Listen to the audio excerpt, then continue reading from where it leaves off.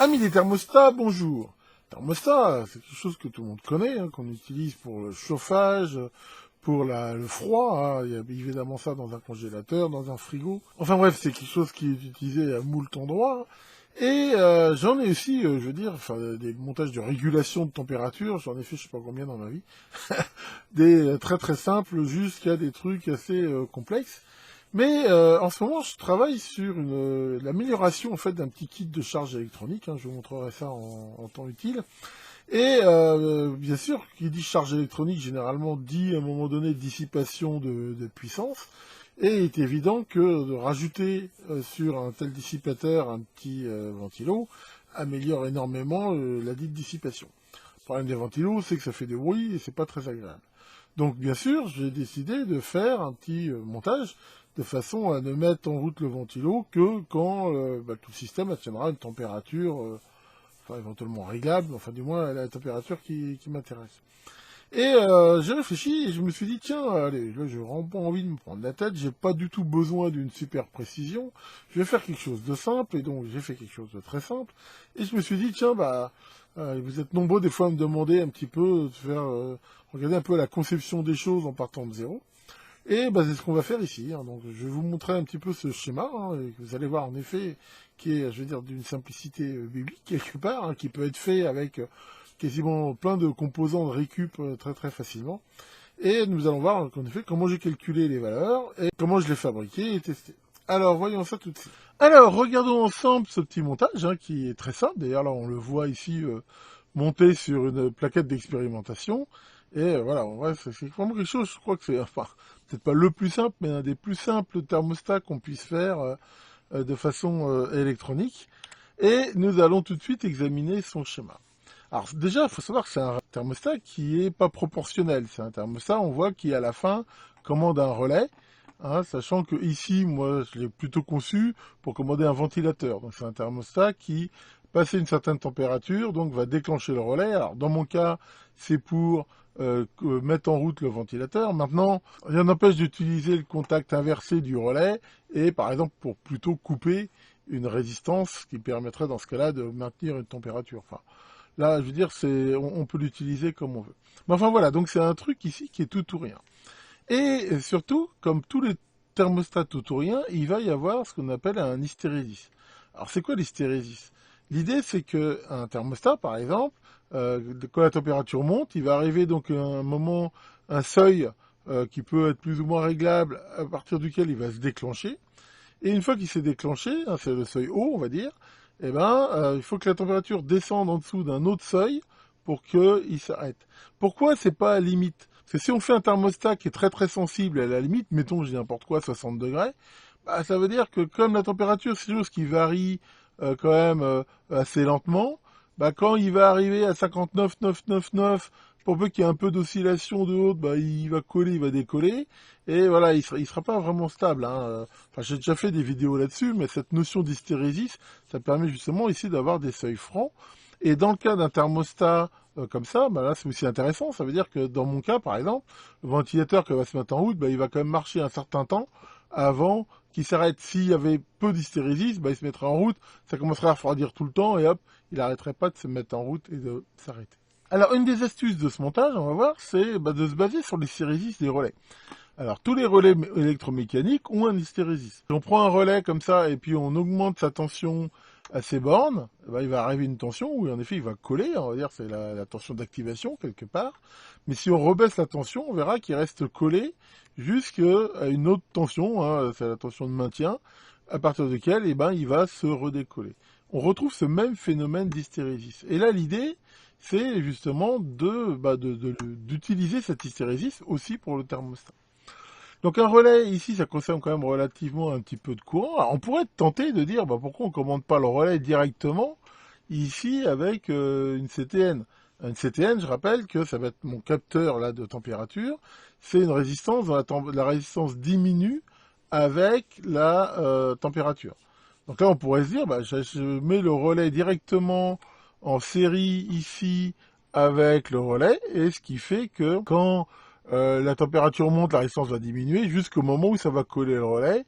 et fonctionner comme ça. Alors on pourrait le faire, mais ça a quand même un petit inconvénient de faire ça, c'est que le relais il consomme quand même un courant qui est pas négligeable, même si c'est pas un relais ici qui consomme beaucoup. Et faut toujours éviter de faire passer trop de courant ici dans une CTN, parce que sinon elle va chauffer et en chauffant elle va elle-même perturber la mesure vu qu'elle-même chauffe.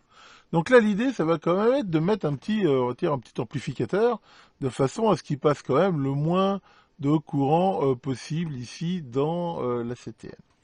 Donc pour ce faire, on va prendre ici un transistor. Alors on pourrait se dire aussi, on pourrait mettre la CTN directement en série dans la base du transistor. Alors ça, c'est pas une très bonne idée. Pourquoi? Parce que, je rappelle rapidement, que le gain d'un transistor, c'est un paramètre qui est important, mais quand on l'utilise, il est important, mais on ne fait pas les calculs, en gros, en fonction du gain. Pourquoi? Parce que le gain, c'est quelque chose qui va varier énormément d'un transistor à l'autre, en fonction de la température, en fonction de plein de choses. Ce qui fait que si on calcule un montage en se basant sur le gain du transistor, déjà, je veux dire, il y a des chances que dès qu'il fera un peu plus froid ou chaud, il marchera plus du tout, puis surtout, il sera pas reproductible. Donc le gain, il faut toujours considérer dans un transistor qu'il est dans une fourchette, et que le montage doit marcher, on va dire, tant que le gain est dans cette fourchette ici. Donc là, je vais utiliser quelque chose de très très classique, qui va être en fait de plutôt raisonner en tension quelque part. Alors je vais pas rentrer dans l'éternel truc, est-ce qu'un transistor ça se commande en tension ou en courant? J'ai toujours trouvé ça un petit peu ridicule, personnellement, parce que c'est tellement lié que c'est plutôt bonnet blanc et blanc bonnet. Enfin voilà, en gros, si on regarde ce transistor-là, ici, si on raisonne en tension, il va commencer ici à conduire, c'est-à-dire à faire passer un courant entre le collecteur et l'émetteur, quand la tension entre la base et l'émetteur va commencer à dépasser sa tension de seuil ici, qui est de l'ordre de 0,6 volts à peu près. Donc là, si on augmente ici la tension, au bout d'un moment, il va commencer à passer un petit peu de courant dans la base. Et justement, quand il passera assez de courant dans la base pour faire passer un courant collecteur suffisant pour faire coller le relais, et ici, il collera. Alors c'est vrai que le fameux gain du transistor, c'est le rapport ici entre le courant de base ici et le courant de collecteur.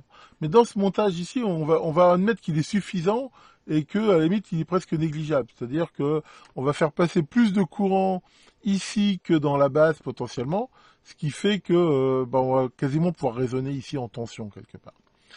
Donc le but du jeu maintenant, ça va être en effet de calculer toute cette chaîne-là pour faire passer ici un courant suffisant. Donc là, on va voir, il est de quelques milliampères, donc il est quand même relativement haut par rapport ici au courant de base, et de s'arranger pour que dans la plage de déclenchement qu'on veut, il arrive ici une tension de déclenchement qu'on puisse régler pour avoir à peu près 0,6 volts. Donc voilà, c'est ça ici le principe. Alors, il y a plein de valeurs possibles de ces résistances ici, et alors c'est toujours ça un petit peu la complexité, c'est de se dire pourquoi ici je prends telle valeur ou telle valeur. Alors là déjà, pour se baser là-dessus, on va partir d'une valeur qui est intéressante, qui est la valeur de la CTN, mais à la température visée de fonctionnement. Ici, moi, dans mon thermostat, je vise quoi? Je vise qu'il se déclenche, on va dire, à peu près réglable, on va dire, aux alentours de 80 degrés, mais un peu avant, un peu après, voilà. Je vais avoir de la marge, on va dire, entre 60 et 90, ici, de pouvoir le régler. Donc, il faut que je connaisse la résistance de ma CTN aux alentours de cette température-là.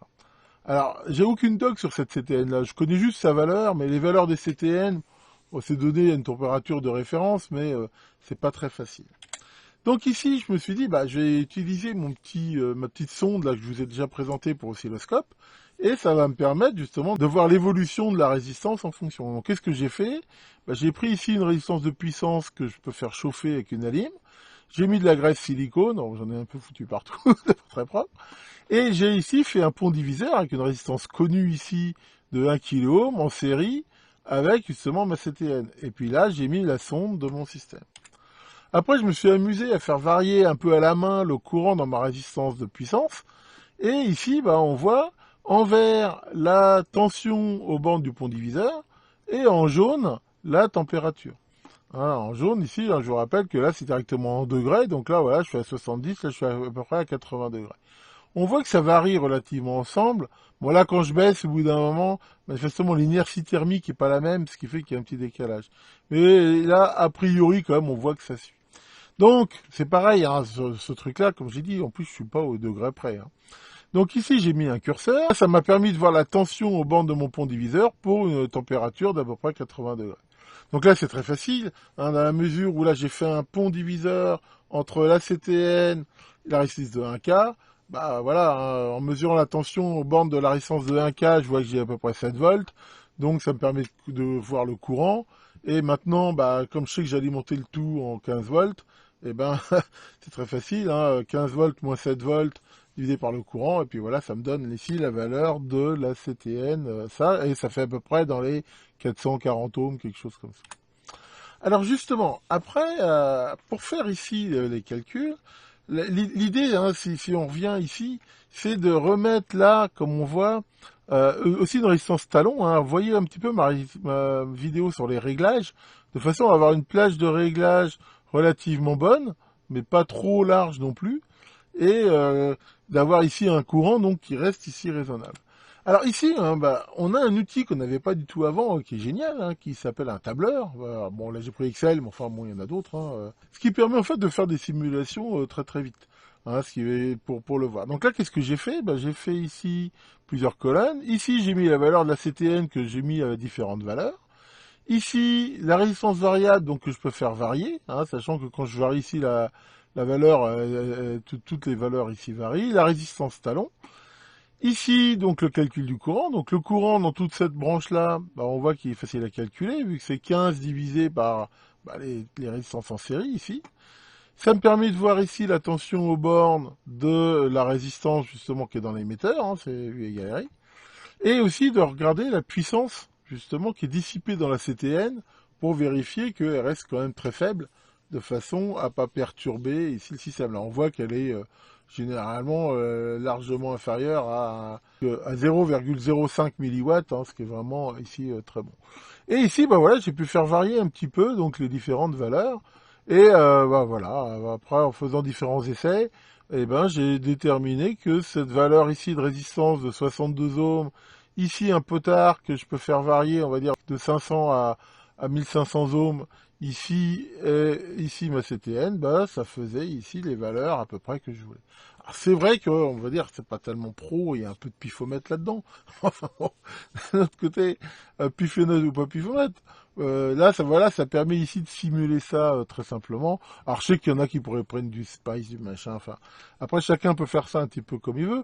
Mais voilà, ça a permis de voir qu'en faisant ça, bah, j'avais des valeurs qui, de façon quasi certaine, me permettraient de régler ça comme je veux. Une fois qu'on a calculé ça, il restait quand même un point à vérifier, qui est si important, c'est de vérifier que la puissance dans le transistor ici n'était pas excessive. Pourquoi? Parce que généralement, quand on met un transistor qui commande un relais, comme ça, c'est un transistor qui marche en saturation.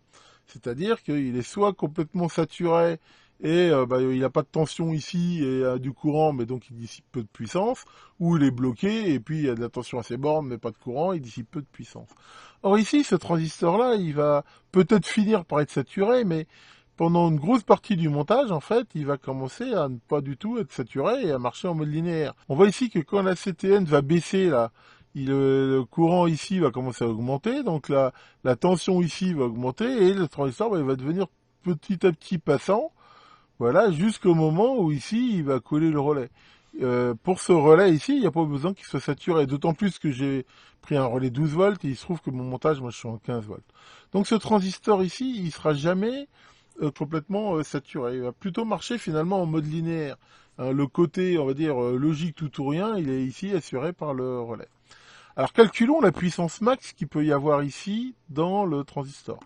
Alors ça, bah, c'est un petit peu comme je vous avais parlé dans les adaptations d'impédance. La puissance maximum d'un transistor, en fait, hein, c'est quand la tension ici sera au milieu et qu'il y aura, je veux dire, le transistor ici aura une résistance équivalente à celle du relais. Ici, la tension moyenne, c'est 7,5 volts et j'ai mesuré la résistance du relais, elle est de l'ordre de 700 ohms. Donc ici, hein, la puissance dans un cas comme ça, bah, c'est la tension au carré divisée par la résistance.